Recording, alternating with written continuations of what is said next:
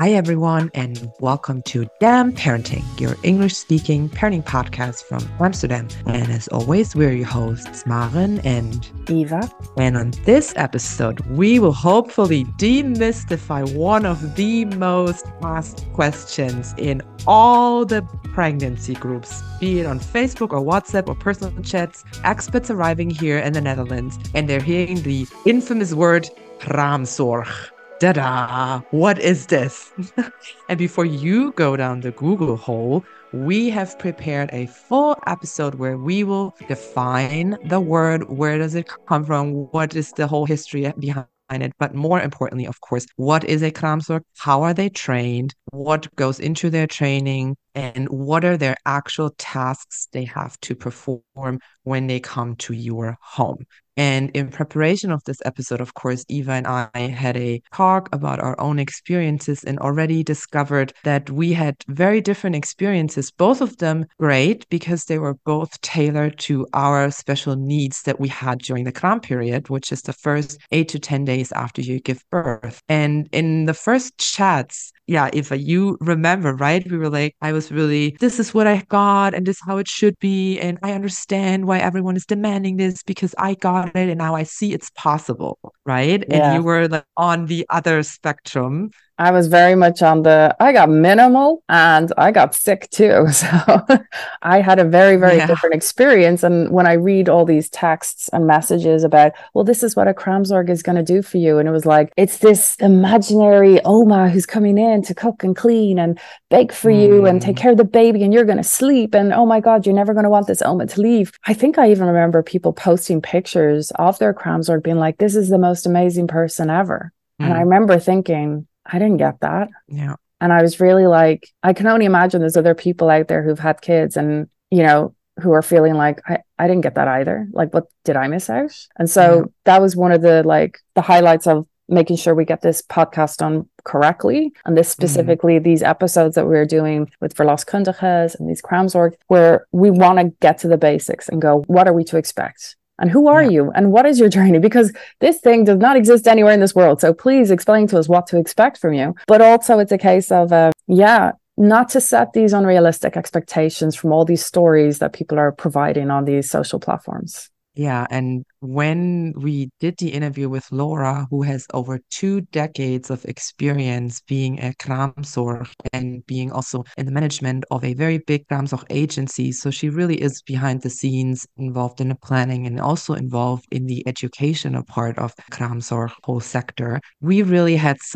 I at least had some very big enlightenments during this interview, and I hope you will have them too when you're going in this episode, maybe with some already formed expectations, what to hear, or already some things that you want to hear confirmed. And we know they're all out there in these groups and everyone is like we said, like talking all over the place from their experiences. So I hope that when you hear this interview, you will, as I have, a way better understanding of what's actually supposed to happen, why, and maybe change your perception and your expectation of this very, very special period that they're coming to your house. So yeah, we'll stop blabbering around because this interview, we want to give as much time as possible to the interview, and we'll hear you after we've heard Laura enlightening us a little bit more about the Kraamzorgs.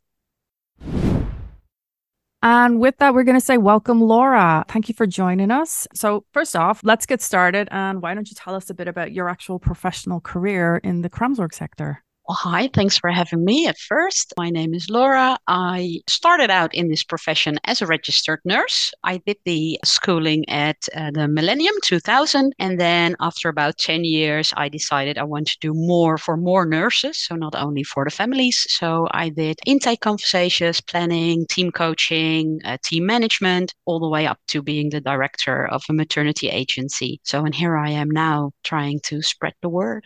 Great. Thank you. Yeah, well, we're so happy to give you this platform because the whole Kraamzorg topic is, I think, one of the most questioned topics that we encounter in our expat bubble because it's such a unique system and it's such a unique feature in the Netherlands, which we really want to make sure everyone gets educated about. And so, yeah, we're so happy that you took the time to come on and give us a little bit of background about this whole profession. Yes, no problem. I think it's very specific to the Netherlands, and even for Dutchies, sometimes it's very they don't know really what to expect. So I understand if you're not really born into it, other babies are going to be, but you're not as a mom or dad. It's nice to get some more information on what to expect and how to work with it and how to let it work for you. Yeah. Perfect. Do you want to dive with the first question? Otherwise, I already have one that when you were talking about how you got into the profession, you mentioned that you were a nurse before, you were trained as Yep. a nurse. So is this something that is a most or more common way that someone starts with, oh, I want to be a nurse, and then they work in this profession, and then they kind of say, oh, I'd be interested in this the whole Kraamzorg topic? Or do people more start directly with the Kraamzorg profession? Or can you give us a little bit about a background about this? Yeah, maybe it's good to give you some of the background because in the old days, so when you're talking 1900s, there were lots of women working as in the Dutch they say een baker, and those were well mostly experienced older women who would take care of the mom when she was flat out after giving birth. But it was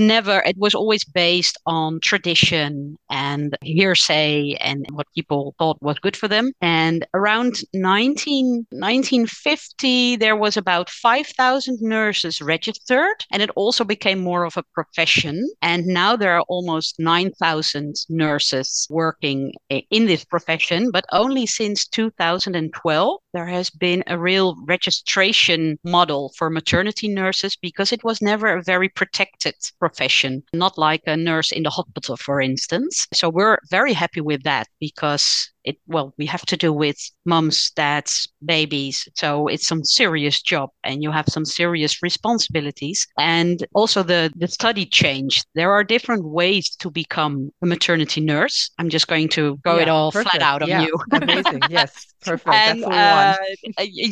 you can do like a regular training when you're 16, you're fresh out of high school and you think, I want to be a nurse. You can be a level 3 nurse and you can have the specialization for maternity nurse. And that's like a 3-year study. And you can also work with the elder, with the handicapped, but also you can choose for the specification for maternity nurse. Some people do it, not a lot. That's not the main income of new nurses. What happens most is a specific school for maternity nurses, and that's 15 months, and it's working and studying together. So you have to have a company with enough people to guide you because you go to school. You have about 300 hours of theoretical studying and home studying on the side. So it's only 300 hours in school and the rest you do on the side. And then you have about 300 to 400 hours of internship where you have one-on-one guidance from an experienced maternity nurse. After that, you have about 300 hours of being partially guided.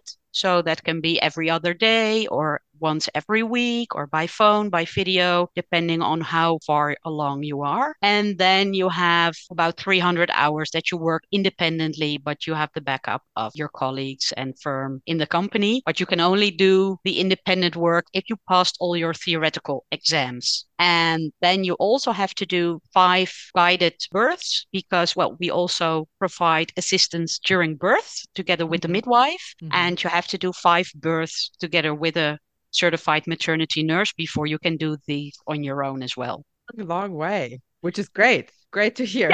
Yeah, it's not just like, oh, you can read a book and off you go. And also in the schooling, they have basic anatomy for mother and baby, basic pathology for related to birth and postnatal. So not only about infection, but also about mental condition for the mom and dad, recognizing dangerous situations, adjusting to different cultural, religious go about, feeding of the baby, dealing with acute situations, providing first aid, resuscitation, extreme blood loss, caring after women have medical interventions like a cesarean, and they have to make professional registration in the medical file and communicate not only with the parents, but also with other healthcare workers. So it's quite a lot that we ask from them. Yeah. Yeah. And it's also, now that you're saying this, they're in such a like sweet but also difficult spot, because they're all Kraamzorg's also, I guess, a little bit translating. So because they're getting the feedback from the parents who are, I guess, mostly not medically educated, and then they have to give it to someone who is medically trained with the correct terminology also. So they're really like this whole like link between, yeah, the medical world, I'd say, and then Yep. the us, the normal world. And yeah, Yeah. that's it's really like you have to also then how you communicate, right? Like Yeah, your change. your Oh, way of we speaking. always Yeah. say maternity nurses are like chameleons. They Yeah, have yeah, to yeah. change color and change how they look and how they go about, depending on not only who they're talking to professionally or Mm, work related, but also every family is different. hmm And not only in how their home situation is, but also where do they come from, what are they used to from their background for their own family, and you have to take all of that in and then see where you can bring them further along, because there are also some traditions that are very normal but sometimes not really healthy or not really safe, and you have to be very hmm careful on how to go about, Yeah. because you don't want to insult them because it's their tradition, something they take from where they come from. And you're telling them, well, actually, these are the alternatives. So Yeah. maybe that's something you could go about. This sounds like, yeah, very, just when you were talking about 300 hours, I calculated 1,200 hours there. And then Yeah. there's also 5 births, which could be anywhere from 5 hours to probably 50 or 100 hours if you're, if you're with someone going through a long phase. And then, yeah, so we talked about different kind of topics that you're covering. So we are talking about anatomy and pathology, mental health, and a couple of others. So at the end of this, what is the qualification then that they hold? They have a level 3 and they call it, they say verzorgende IG, and that's like a carer IG with the specification for maternity nurse. So it's a level 3, and to give you the resemblance, in a home care, with especially with the elder, you have like a helper. She's level 1. They can only do housework. Then you have a level 2, and they can also give some support with putting on stockings or providing food, or which needs more interaction with people. And then the level 3 kicks in like the medical aspect, and then further along, you have the level 4, and those are the nurses, for instance, who work in the hospital, and they have like restricted actions they can do,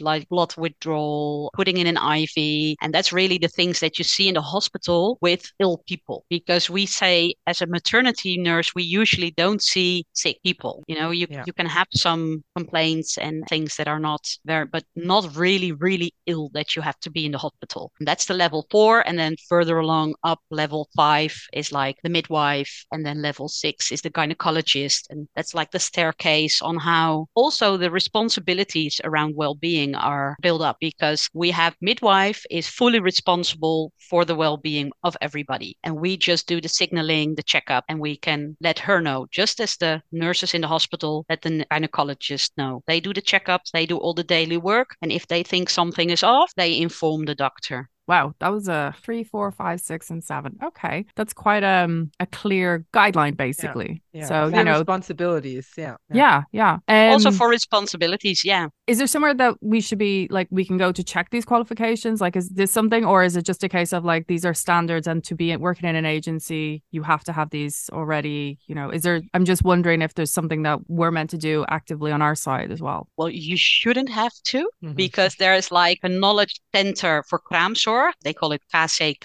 and every nurse who gets her diploma needs to register there. And the health insurance says every nurse that you get to work needs to be registered in this center. But someone also has to check it, and they do every now and then, but not everybody is checked all the time. So I think the most important thing is that all the nurses that work with agencies are registered, because agencies, I think, are checked most often. And then you also have like the solo working nurses. You can ask them how long they have had their diploma or their registration, because that's actually a good point. Because if you're, well, in the old days, when you became like a solo practitioner, you would be very experienced. So you would have some years of working experience, maybe 10, 15, 20, and you feel like you want to do more one-on-one contact with patients. Also get maybe the more niche needy with complications, twins, that type of thing. And that was okay. Nowadays, we also see a lot of girls, but also women who get their diploma and then next day they start as a solo professional. So a maternity nurse working for herself is not always linked to lots and lots of experience, what you would expect with someone working as a solo practitioner. And also age isn't really a thing. I started as a nurse when a week before I turned 19. So I was very young, didn't have any children myself, but I still had to be there for parents. And one of my classmates was, I think, 43, and she was the oldest. I was the youngest. And she retired last year, and we've been colleagues ever since. But we had the same experience, even though we were, fairly 20 years apart. So also age is just a number in this profession. You can't really tell experience by your nurse's age. That's a great point. And they both bring good points to the table. I always say, the young ones, they're not boiled, putting this in quotations, by their experience. They go in with a fresh slate, with a fresh mind, because they haven't seen everything. So they're like always curious. That's how I like to perceive them. And when you are bringing lots of experience, of course, this is like golden. But at the same time, it also always bears the risk of the pattern. Yeah. And the young ones, they don't have a pattern. So not yet, no. maybe. Yeah, exactly. Yeah, but it's good to keep in mind that young doesn't always say not a pattern, because who do you qualify as young? 20, 30, 40? Yeah, it that's true. maybe also depends a little bit on your own age when you're giving birth, but that's a big difference. Yeah, it's really nice to see that both of them have they're valid. It doesn't matter. And then you really have to see the person and you see if you click with them or not. But it's really nice that the opportunity is there for both sides of the spectrum to be in this field. Definitely, yeah. So since you spoke about doing it 20 years now, I'm just wondering, you spoke about how there was the changes in the registrations and associations created in the last 10, 15 years. But are there any actual innovations or changes that have happened in those 20 years since you graduated? Definitely. Yeah? Yeah, a lot. Well, I think the biggest one is that before 2007, maternity care was based on how well you got insured your healthcare. So if you had like a high strap package, you would get a lot of hours. And if you only had the basic healthcare, you would get the minimum of 3 hours. 3 hours was always the minimum. And then they said that's actually quite strange, because we say it's like a basic need, but then we're going to say if you don't have a lot of money to have a big health insurance, then you're not getting the care that you probably need. And if you have big healthcare insurance, whether you need it or not, you have a right to get a lot of hours. So that created not very nice situations for parents. And then in 2007, the maternity care industry, they put up an indication protocol where they said, okay, we're going to look at the situation of the family, but also the medical condition of the mother and the baby. And based on that, we're going to make, you can say, like a point system where you can check the boxes, what suits your family. And then we do the indication during the intake conversation. So that's at the end of the pregnancy to see how you're doing. And then we check, is this your first baby? Do you plan on breastfeeding? How's your mental condition? Do you have any help around the house? That type of things. And we do the indication again when you give birth, because we can have all these great ideas, but if you have like a terrible birth with a lot of blood loss and a medical intervention, you're in a worse situation than you maybe thought you would be. Or everything just goes very smoothly and you're straight away home and your husband's home, your family's over and everybody's here to help. So we can have more of a fit plan for every family. And that has been on since 2007, but they're changing it now. And it has been in and out of media because they're doing like a pilot now, that they're reevaluating the indication system, because what they find out is there's like a basic that they say, okay, everybody who's having a baby needs a certain amount of medical care, information, and help around. But actually, for a first-time parent, learning about how to take care of your baby is all new. The second-time parent, you maybe need a little bit of freshening up, but it's not all new. So do you really need the same care as a newborn parent? or if you're a second parent. So they're making slight changes in these conditions as well, because also it's something that's from Commonwealth, what's maternity care. And we want to keep it like a common thing for everybody. So no one gets to be left out. And if someone is making pans of soup, cleaning windows and that type of things, then in a few years they're going to say, well, that's not really what we need to spend our funds for. So we also have to keep in mind that what's really the essence of maternity care, and that's providing good support for parents and their newborn. So this is a perfect time to ask the big question, because in our international community on Facebook, on WhatsApp group, this is always, I find, a very, it can make people jealous. It can make people resentful. It can make people feel much better about themselves, because people are telling, I had this person and they were like my perfect Oma, and they were cooking and baking and hoovering and cleaning and took baby, and I slept, and they were with us for 7 or 8 days, and I couldn't have asked for anything better. And then there's, for example, myself personally, I gave birth in a very, very busy period, and I was forewarned this when we were signing up to the agency. And we were forewarned, this is a very busy period. And so you are most likely having to share your Kraamzorg with another family. And so you're looking at 3 hours. And my Kraamzorg came in and basically did health checks, took the care of the child, and that was it. I'm sorry, cleaned the toilet and something else or whatever. There was specific things we were told, this is what they have to do. So can you please, once and for all, give us the actual clarifications on what it is a Kraamzorg has to do, the bare basic essentials? Yeah. Okay, you're correct. That's always the big deal, like the $1 million question. And also what's difficult is that babies aren't planned. We can't schedule. We can schedule all our mothers 3 weeks in advance, 2 weeks later. So there's like a 6-week window that anything can happen all the time. So that's what we do, what we're used to do. So what the indication protocol claims is that to make sure that you can do your basic checkups, also keep an eye on well-being, give instructions, support with breastfeeding at least once a day, and reduce the risk of infection, because that's what the toilet cleaning and the bathroom is about. It's all about reducing a chance of infection. They say it's 3 hours a day. That's the minimum. Sometimes 2 hours is enough. Sometimes 3 hours is not enough. So, but 3 hours is what you're obliged to have. And then depending on the indication, I think the standard indication is mostly between 49 hours. So that's like 5 to 6 hours a day. But if we look at the data around Amsterdam, I mean, in Amsterdam, 6% of all babies in the Netherlands are born in Amsterdam. So that's around 10,000 babies, 10 to 11,000 babies each year that are born in the capital. I think about maybe 10%, maybe 15% isn't Dutch from origin. So that's also quite a lot.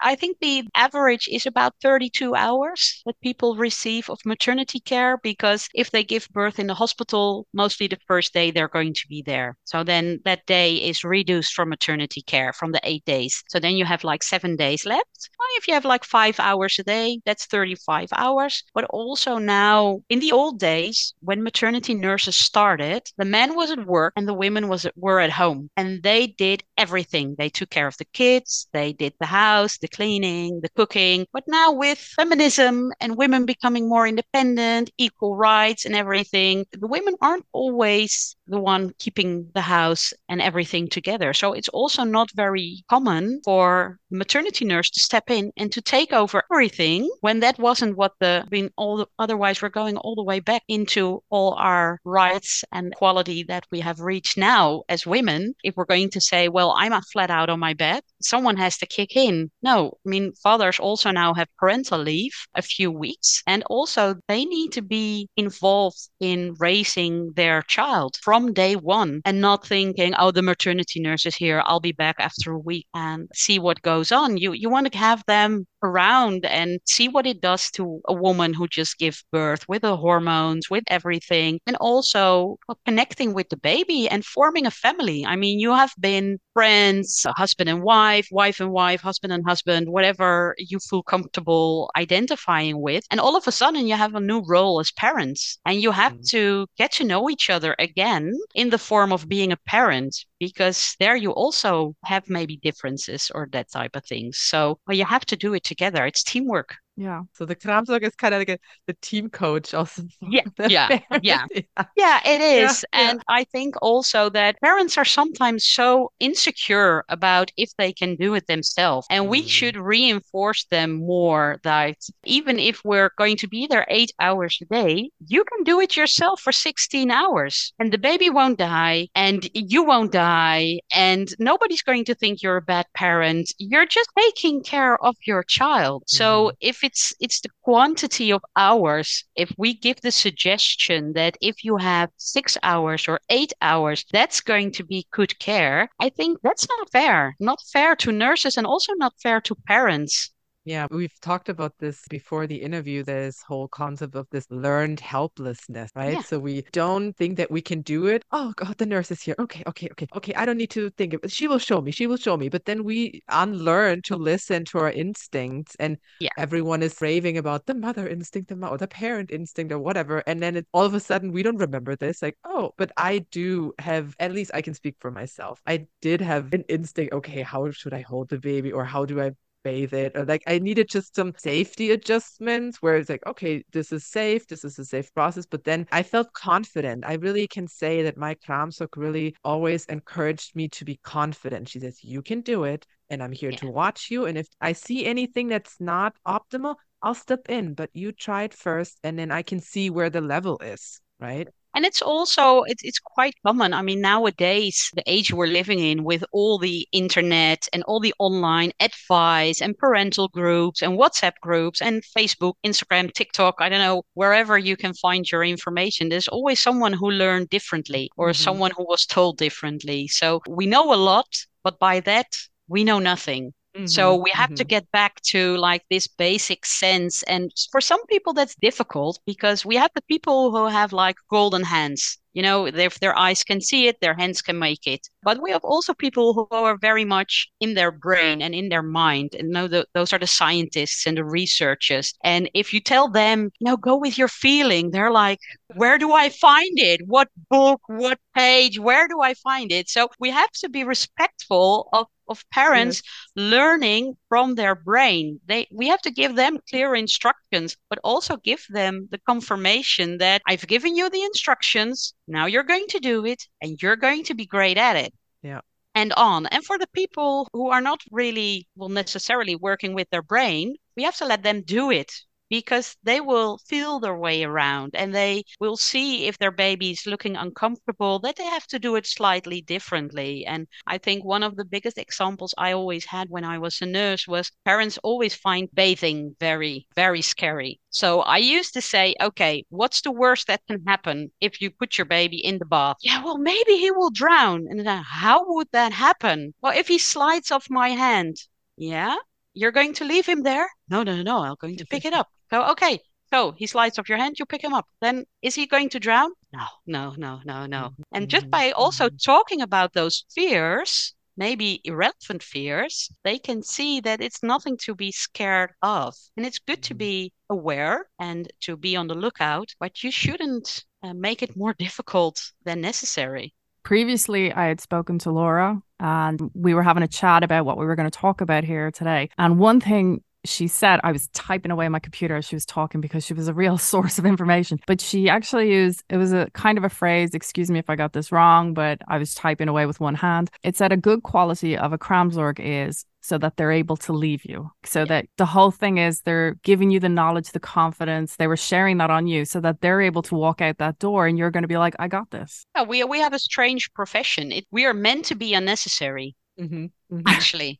Yes. Yeah, in the long run, that's it. I mean, it's our job in this week to give you the confidence that you actually don't need us anymore. And that's a good sign because that's what we want to hear from our clients. It was really nice to have you. You gave us lots of information. We now know how to make good choices, believe in ourselves, and we have the confidence we can do it on our own. We don't need you anymore. We're ready for the next step. I was not like that.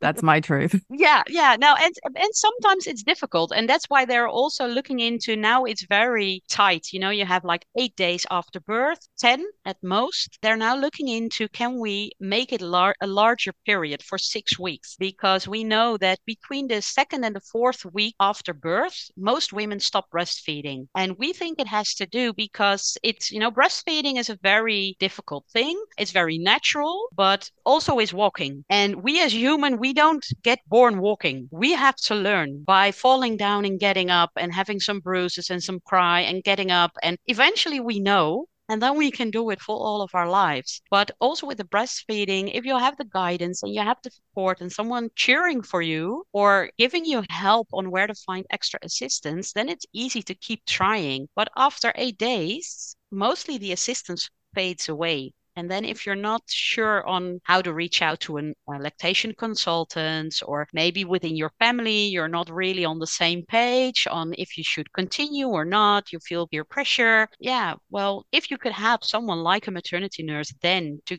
maybe guide you once a week. Now you're on the right page. Let's weigh the baby, see if we can make some small adjustments. That would maybe become a good thing. So they're looking into that right now. So not that we're staying at your house for 6 weeks. Oh, But damn. in a period of six weeks, every now and then, that we can come along, and that can be like a live visit, but maybe also just a phone call or a video conversation like, hey, how you doing? Are you getting along? How are you sleeping? Is everything working out for you? Just to get a little bit extra support, because some women are fine after 6 or 7 days, but they would benefit then like a few checkups in which they can try and then evaluate and then try some more and then Yeah, make it especially work. also because some topics you don't even realize in this whole first week. You're so busy with everything. And then one storm calms down, then some topics might pop up. Or you may have had a question and you thought, oh, this is stupid, or I shouldn't ask this. But then maybe after a couple of weeks, you have the confidence and then you can pick this up. So I think this would be great. And like you said, it's not someone staying at your or monitoring you or anything. It's just this checkup and this quick check in. Hey, is everything okay? And if everything's okay, then great. But Yeah. it's I think that's, and like you said, this period is so crucial. This is when the stuff comes up then. And then I think that would be great if someone is there to yet that you can address it to. Yeah, I think so. And that's the thing that we should all be on the lookout for.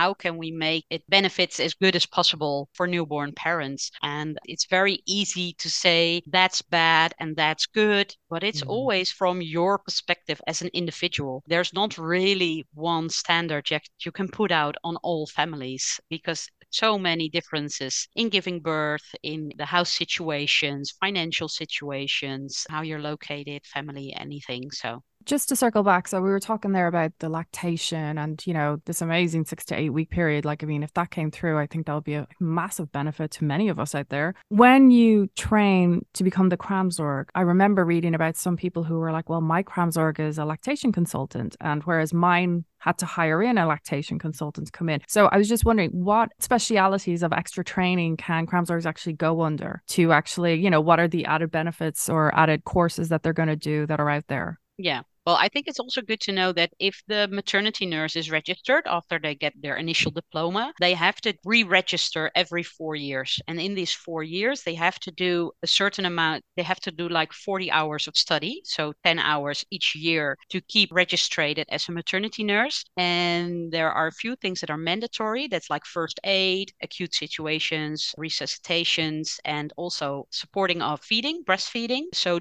during the study, they all get the basic for breastfeeding and also mostly some extras. But when a nurse is finally qualified, she can also cherry pick what suits her. Some nurses specialize in breastfeeding, some specialize mental well-being, some specialize giving massages, although that's not very medical, but I think that's another subject. But yeah, there's different things that you can specialize in. There are also some maternity nurses working in the hospitals on the maternity wards, and they have to do some extra. They're almost like a nurse, not really, but they can do some extra things. They can take your blood pressure, they take out the IV, they can change your catheter. So there are a few things that they can do that regular maternity nurses can't. And in the old days, as a maternity nurse, you could also do the training for a lactation consultant. But now they have changed the qualifications. So now you have to be at least a level 4 nurse before you can do the lactation education. And they've made like a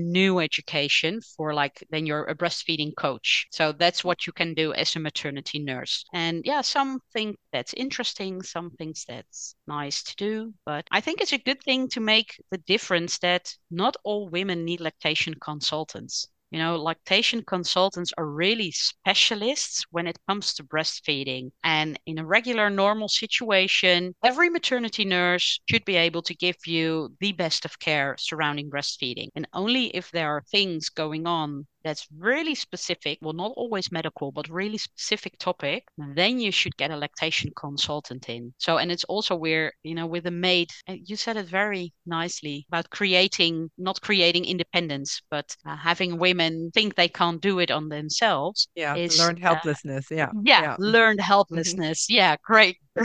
Yeah. Great term. Sad that it's Mhm. available, but I think that's also the thing with a lactation consultant. I mean, it's nice to have someone there for you, but you shouldn't feel less confident if your nurse isn't a lactation consultant, because that's not basically what you need on the forehand. Health insurance actually will transfer hours from Kraamzorg to a lactation consultant as well. Like that is something I know, like for me, they were saying we transferred certain Kraamzorg hours into a lactation hiree and the Kraamzorg actually arranges that. Yeah, because it happens with a lot of agencies who do that because they say breastfeeding support. And if we do the breastfeeding support by the nurse or the lactation consultant, that's not really a question, but that works. And otherwise, you would have to look into your health insurance to see if you have coverage for a lactation consultant, because lots of healthcare insurances do have. And one of my colleagues does say it's a little bit like walking the marathon. If I go out now and go walk the marathon, that I'm not going to be fine. So I have to train and prepare myself. And maybe if I think I'm going to have injuries, visit a physical therapist or something. And the same thing is with breastfeeding, you know, get some information, know what you're going to be about. And if you're having injuries, then you visit, or expecting to have injuries, then visit the lactation consultants. I think there's so much with this. I mean, we're going very deep into the breastfeeding now, but it coming back to this whole perception. I went into the whole breastfeeding, oh, I'm gonna have issues. It's gonna be hard. It's gonna be this big, big thing. And then it turned out I had 0 complications. I had a sore nipple once from the first night that I did the first latch on myself. That was it. And from then I had nothing. Meanwhile, but I'm the opposite. Exactly. Yeah. You were like on the very opposite scale. But this mindset of, oh, it's going to be hard. I can't do this. It's going to be this big thing. And then on top, if you then have someone who's like, oh, yeah, they can teach you, then you again give this whole confidence, like, oh, they can teach me. They will show me. They will do it, instead of, it's going to be fine. I'll try it. And if I encounter anything, then I can reach out. Yeah. And also talk about what you're willing to do and where do you feel comfortable exactly. with doing what. And that's mainly one of the roles for a maternity nurse, is seeing and checking in with you. Is this still okay for you? Are you still comfortable on the path that we're going to walk? And also feel comfortable. You can say yes one night and say no the next morning. That's no problem. I mean, it's your situation, your life. We're just there for a few hours trying to give you the advice that you need to make decisions yourself. Yeah, and this is so nice to hear from you, that you also have this mindset of, does this work for you? Like you've said this before in the interview, like always see the individual situation and not come in and this is how it's going to be and you will adjust to it and we will try to fit you in this box, but really, does it work for you? And if not, we'll see how we can adjust it. Yeah. Yeah. Yeah, I'm just thinking there about certain WhatsApp chats that have been happening in the last week. And I do feel like these opinion pieces where people are like, well, I had this and I had this, has created a lot of emotion. So I'm really hoping this episode is really going to allow certain people to be like, okay, they're not going to be my cleaner slash chef slash baker slash dog walker slash, I mean, you're not hiring them. This is covered by your insurance, and this is basically to keep people out of the hospital because, it's not a medical requirement. You're at home, you're in a better place, like 99.9% of the time, I'm sure. So, I mean, I hope this is going to hopefully settle some thoughts for some people. But yeah, personally, I did feel like, I didn't get, I ended up nearly hospitalized with mastitis. You know, I had the doctors and Kraamzorgs and Verloskundiges and everything coming into my room during the middle of COVID, when I specifically was like, I don't want anyone, like just one Kraamzorg, like please don't come here. Meanwhile, surrounded with like 4 women going, you need to go to hospital. And I was like, no. Yeah. I think that's also something to be realistic about. Complications sometimes happen, but if you want to get it all out of the way, it's not going to happen. I mean, if you don't want to be in a car accident, you're going to stay home all day. You know, and I think so that's also with this, you know, sometimes complications happen, even though you had the best of care, all the hours, you know, everything was on point, still you have a complication because we're not working with a computer, even though there are lots of complications there as well. But it's, you know, it's a natural thing. It's a body with mechanisms and organisms and everything's working, and also with babies. So complications happen, but the way we can go about and if we can see it happening, then we can react. I mean, we're not in a situation like in Africa where women die during childbirth all the time or after childbirth because of unnoticed infections or untreated infections. We're not in that situation. We have a very safe healthcare system, but it doesn't mean that everybody is healthy and stays healthy. Yeah. But maybe that's from a different topic. If you're talking about less care, lots of care, that also has to do with the responsibility for care that all the healthcare workers have, which is a little bit troubled with the old movement of working for a boss and working as a solo practitioner. I guess it's also just this episode is like we've put the facts on the table, but also now if people want more, they can just address it because you have an intake. That's exactly what you have the intake for. And you can say, hey, would you be able to do this, this, and this? And then you can check. And if they don't provide what you looking for, then I mean there is, like you said, thousands of maternity nurses. So I guess that's the nice thing. But then equally, if someone says, you know what, my mom is here or my parents are here and I really just need this and this and this, then this is all that we're providing here is education. And then you can go educated into a conversation and address and know what questions to ask. Yeah, and I think what's also good to know is because we get that question quite a lot, because I don't know the other parts of the Netherlands, but especially here in Amsterdam, if you have to go like find daycare, you have to register with like 5 or 6 agencies and then pray that you have daycare once the baby is born. With a maternity care, that's different. If you registered with one agency, then you're done. Then you're settled. You don't have to register at 3 or 4 places and hope you have maternity care. One is enough. And then also, if you want to see where you would be best off, then it's good to keep in mind, well, maybe like 3 questions that you can ask your nurse, because I don't want to go too much into can you do this or can you do that, but just the basic requirements that you can expect. And that's, do you provide assistance during birth at any time, any place? Because not only at home, but also in the hospital, you have to bring your own nurse. And if you're not able to, who's going to be your backup? What's their telephone number? How do I contact them? Because it's mandatory for every nurse, whether you're a solo practitioner or in an agency, you have to provide assistance for birth 24 hours a day. So that's the number 1 question you should ask. You can ask, how long are you certified? When did you receive your diploma? Because there are a lot of people around who are, well, not very experienced. And in a company, you have a variety of experienced and non-experienced women. And also, if it doesn't work out with one, you can just say, well, it's not really working out. Can we switch?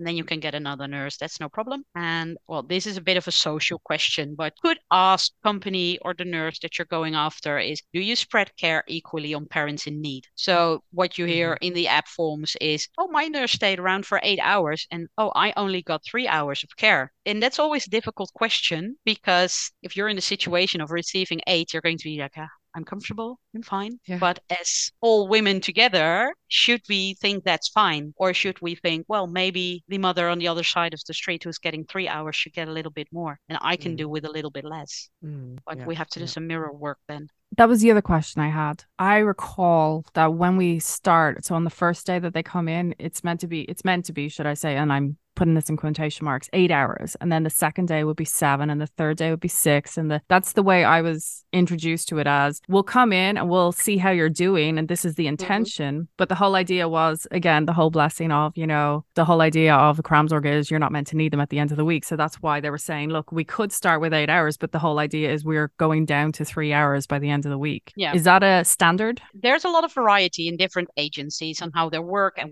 also with solo practitioners on how they work. But it's logical that you would say the first few days you would need a little bit more guidance and a little bit more information than the last 2 or 3 days. So that there's going to be like a slide in hours that would be normal. On the other hand, what you can also look into is, in all professions, you have like the weekly working hours. And then you have in the weekends and in the nights, that's like when it's necessary. So, and it's also what we see with families a lot. In the weekends, they say, oh, I'm having my family over. We're all at home. Children are not going to school or daycare. So we want some family time. So we rather not have you come along all day. So that's also a variety. And that's why it's so difficult to say this is a good way.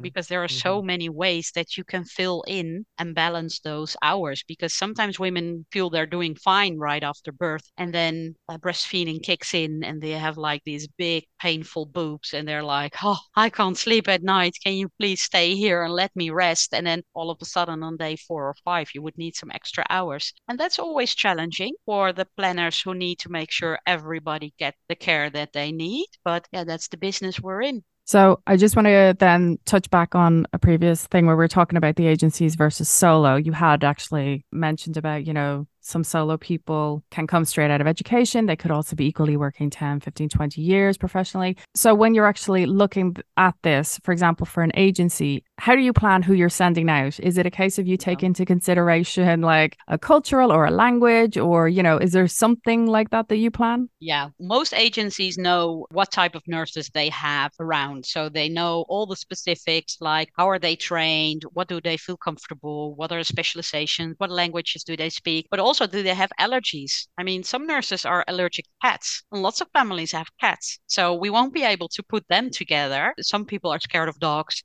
all these type of things. So what we do is, we actually wait until the baby is actually born. Then we can make a calculation on what would they need. And then we have a look into which nurse is the best fit. And normally with agency, it's normal to have 2 nurses because, well, we already talked about maternity care staying around for like 8 to 10 days. So if you were to have 1 nurse, that would mean that she's 8 days out of her home working without a spare day. And well, I believe that's not really normal for this time of age that we're living in. I wouldn't do it anymore. So I don't think if we want to keep healthcare workers around, and we're already very short, that we shouldn't expect them to work 8 or 10 days straight in a row. I mean, you can't get daycare. You can't get after school hours. Yeah, 5 days a week, but who can afford it on a wage for maternity care? And also, if you have 2 nurses, then you can take different bits from each of them. And sometimes they say, well, but then what if it clicks with one? And then I don't know how it's going to be with the others, but they're like chameleons. They're going to make it work. And in very, very, very specific situation, it doesn't work. But then you can always pick a phone and switch. And then we ask, why didn't it work? Did you have different expectations? Was it a social thing? Whatever. Then we can send a different nurse and see if that worked better. I think that's great now for many people out there to know that they have that power, that they have that opportunity to say, hey, you know what? Don't even question yourself. If you just don't feel it, just ring them up. Yeah. And I think it's just with colleagues. I mean, 9 out of 10, you'll be fine. But every now and then you'll have someone and you're like, no, thanks. And sometimes you can make it work, but in some situations you really can't. I think it's at the end of the day, even if you don't click with someone, all the maternity nurses have the mindset, and I'm saying this because I think that, or I believe, I hope that's the truth. They're here to help you. I think this is the guidance. And then this needs to be the baseline, even if you say, oh, like, I really can't stand her. Like she reminds me of whatever. You can always come back to, she's here to make sure I'm healthy and my baby is healthy. And that's what I can accept from anyone, basically, and that's like what I can then click with. If that's the bare minimum I can click with, then that's good enough for me. I think also when you're in a hospital, you have like 3 different shifts, day, night, day, evening, night. And then maybe the next day, an entire new crew coming around, going by your bed. And everybody's fine because they all have the same purpose, taking care of you, making sure you're fine. And all of a sudden when, okay, it's in our house. So that's feels very private and very vulnerable. But these are trained nurses. Yeah. Exactly. So it's not someone you pull out of the shop on the corner Yeah. of the street and say, come into my house and see how we get along. Exactly. Like you said, they have hundreds of hours and hours and hours of training. So we all know that they're bringing to the table. Plus, then they're here to ensure the health and safety. So, yeah, that's what I wanted to add to that. I did have one odd question. I think I'm putting this to everyone. Do you know of a male Kraamzorg? Well, not recently, but when I was educated to be a nurse, there were two classes going simultaneously. And in the other class, there was a guy becoming a nurse. Yeah, becoming a maternity nurse. But I do know he did have some difficulty getting along and also sometimes being rejected by families because they didn't feel comfortable having a man around as a maternity nurse, which is also somewhat strange because in the hospital, it's very common that there's a man being your gynecologist, being your midman. I don't know if I should call him a midwife, but there's one in Amsterdam as well, in the north. He is also a man, very good. Women love him because he's so good in the job he does. And well, maybe with all the gender discussion, this is something that's going to be faded out in a few decades as well. I don't know. But no, I don't know any male maternity nurses recently being active. Yeah, it's always intriguing because it is such a gendered specific career, as it were. So Yeah. I thought it'd be interesting to see if Amsterdam had, if it was Not as far as I'm diversifying. aware of. Yeah. There are lots of gynecologists around men. That's no problem. Midwives, I only know one in Amsterdam. I think there are more in the Netherlands, but yeah, maternity nurses, I'm not sure of. I was going to ask you 3 questions to ask a Kraamzorg, but you actually already answered that one earlier. So see, this is how a Kraamzorg works. They're a chameleon. They come in and answer all the questions before I've even asked them.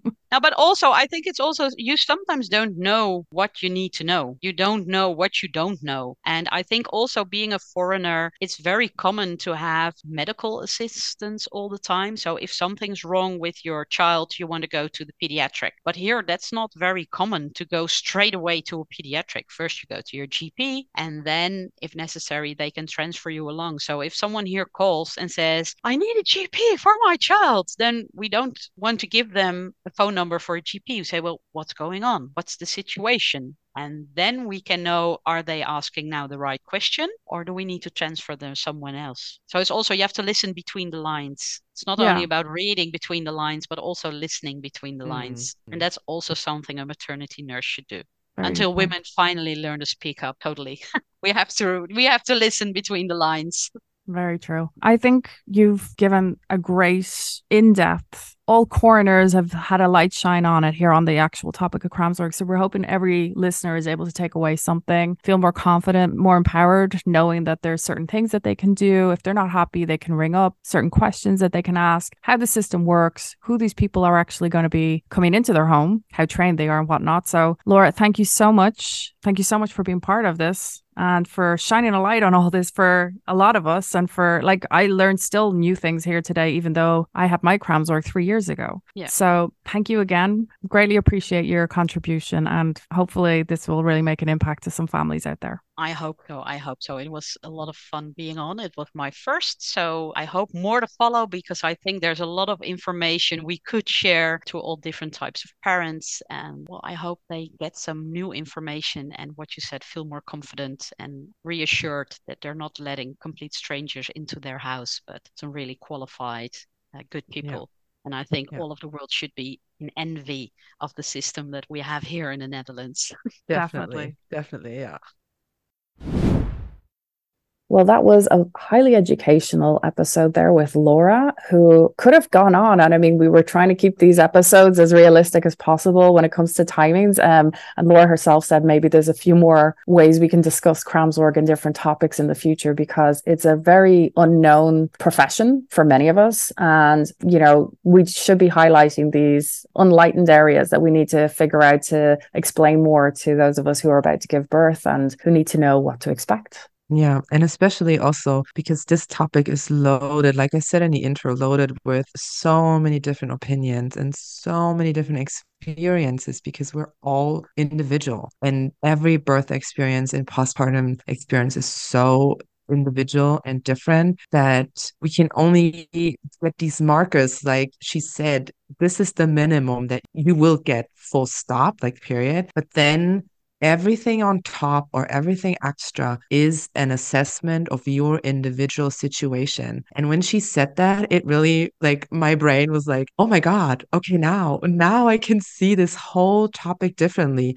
And that's also when I went back into the little booklet that you get when you give birth. And the Kraamzorg is documenting all the days that she was there and what happened on that day and writing stuff down. And I was going back and I saw that she wrote down, you're not eating enough, you're not drinking enough. So that's why she cooked for me. It wasn't because she was so nice and she had extra time and she thought, oh, this is so nice, but I was not eating. And my husband is completely incapable of cooking anything other than scrambled eggs. And she said, you can have scrambled eggs for breakfast, but then you need something more because you need to produce milk and we need to get your calories in. That's why she cooked. And everything made so much more sense to me. All the, I'm putting this in quotation, extra stuff I got in comparison to Eva because I needed it, because she was looking at me and she said, you need those extra things, but I wasn't seeing them. And that was really also what Laura said. If your Kraamzorg is there for 8 hours, then that is an alarm signal and not something someone else should be jealous of.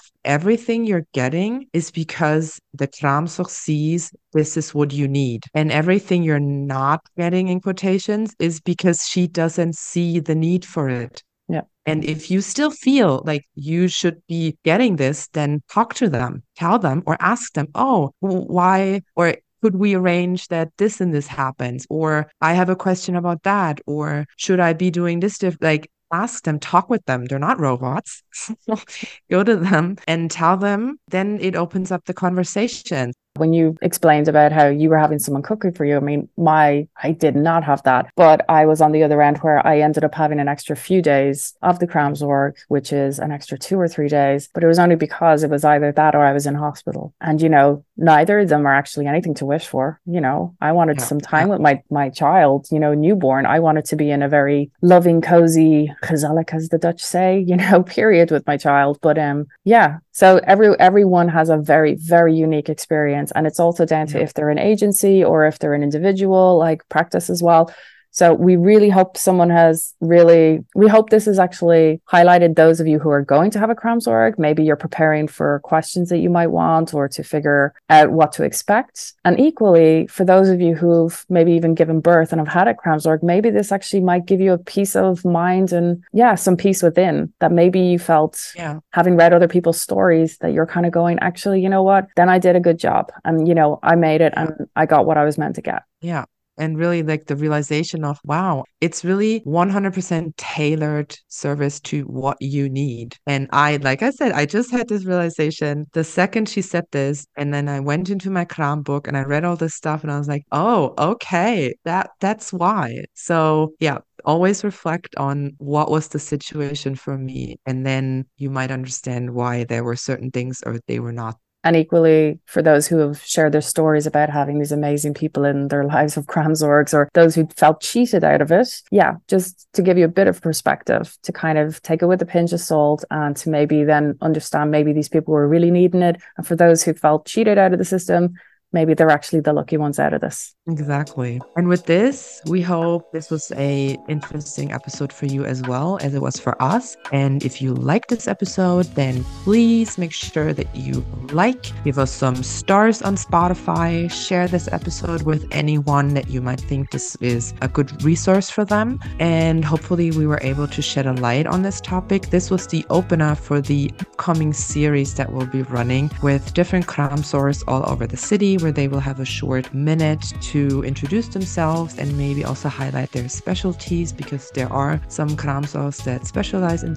certain things. It might be language, culture, or other education they have undergone. Like I said, make sure you engage with us. And if there's anything that you think would be important for us to ask the next Kraamzorgs that we'll be interviewing, make sure that you drop us a message either in Spotify under the episode, where you can also comment now, on Instagram, where you can reach us under Dan Parenting Podcast. And with that, I'll leave you to it. I want to see lots of subscribers and likes and shares. And then bye. Bye.